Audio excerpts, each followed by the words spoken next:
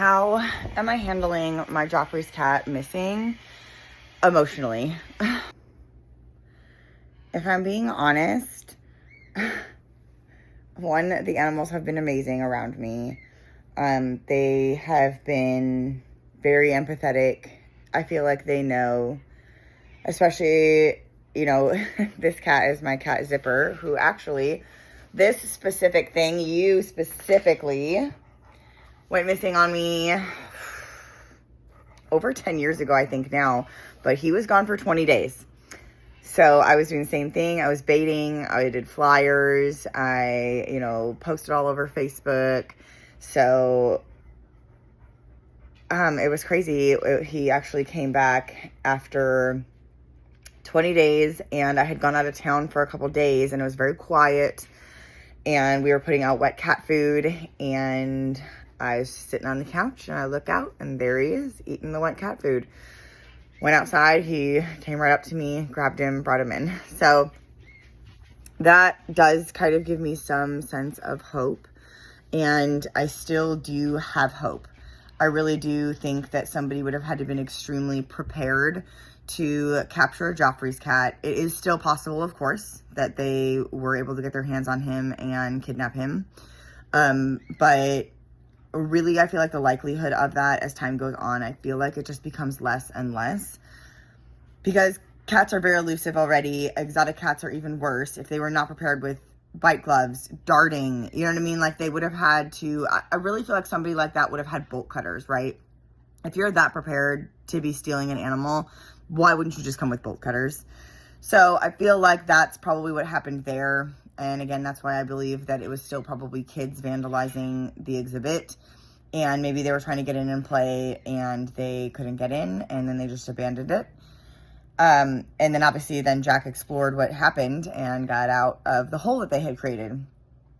But again, as far as mentally goes, I have done some things like going out to eat.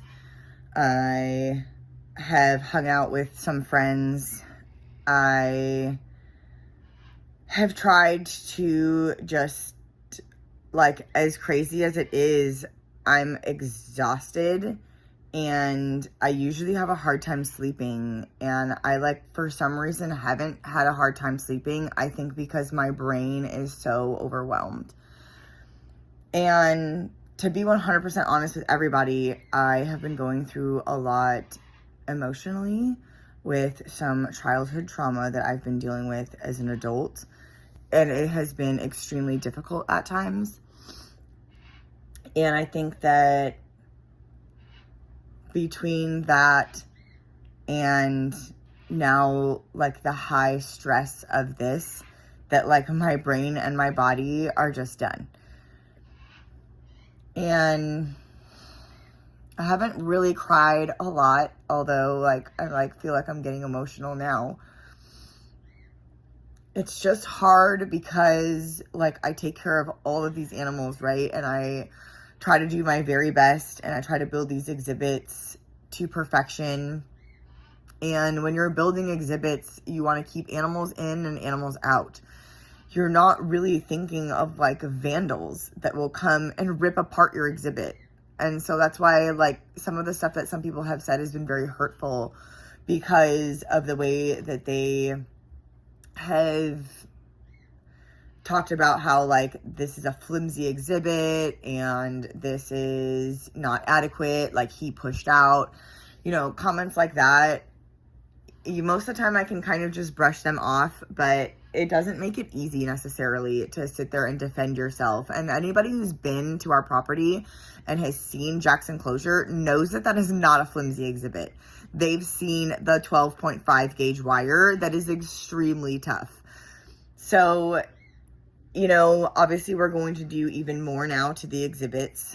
We've already done some extra security with the exhibits. And it's just not, as much as people have let me down in my life and had abused me and had disappointed me, I think that for some reason, I still put trust in people. I still trusted to bring people onto my property to help educate them and to enjoy these animals with them. And the fact that somebody would come onto the property and do this is, like, it's devastating.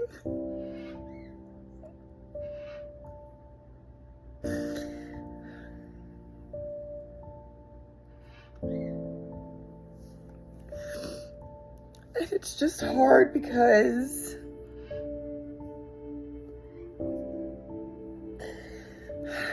like, I am the animal's protector and they trust me.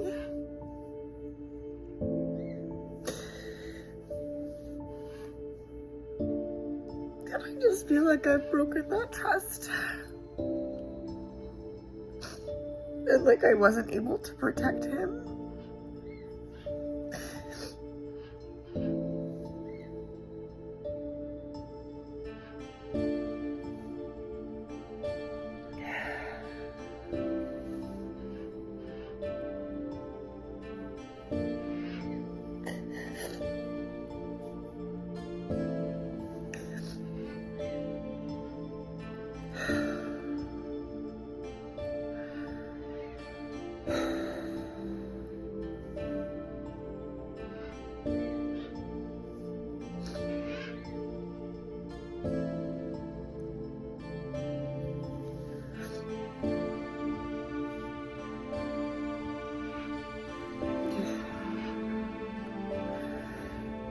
As I said in like previous videos, it's just,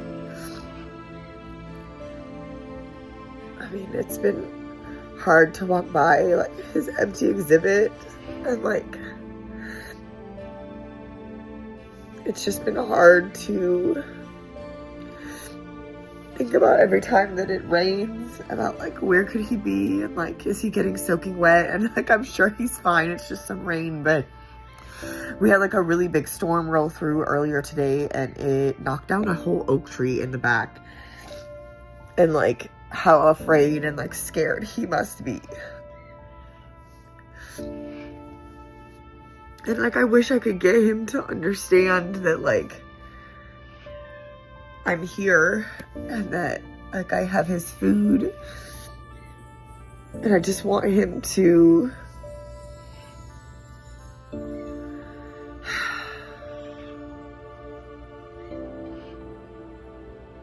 just been so difficult. I just love him so much. I helped raise him as a kitten, and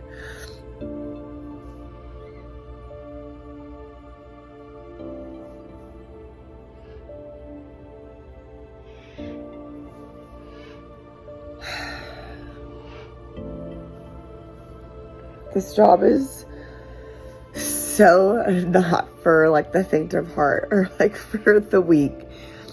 This is seriously one of the most difficult jobs, and anytime that I feel like I've made a mistake, although there really like isn't, you know, there's some more security that we've added, of course, but like even though this really like isn't technically my fault, it still feels that way, and I still blame myself. And I've second guessed myself. Like, should I even be doing this? And like, maybe I'm not good enough to do this. And it's been very difficult. But honestly, like, except for like literally this video, I haven't really cried because I don't have time. I don't have time to sit here and cry unless I'm sitting here talking to you guys and making a video about it. I don't have time. I have to either take care of the stuff for Jack, I have to bait the traps, I have to go get the traps early in the morning, I have to go out in the middle of the night and try to spot eyes and call, because that's when he would be moving, and like then I have to take care of all the other animals too, right? Like I can't abandon them. I have 70 plus animals still to care for. Like I love Jack, but he was one animal here, so I have so many more And I have encounters that I have to be booking. I have encounters, you know, I've been so behind on emails and everything. So just to end this video, I just want to say thank you again to everybody who has been so supportive. I know like 95% of you guys have been so supportive and so sweet, and the community has been absolutely amazing to us, and I really do appreciate everything. So thank you guys again, and you know, let's keep Jack in our thoughts, and don't worry about me, I'll be okay.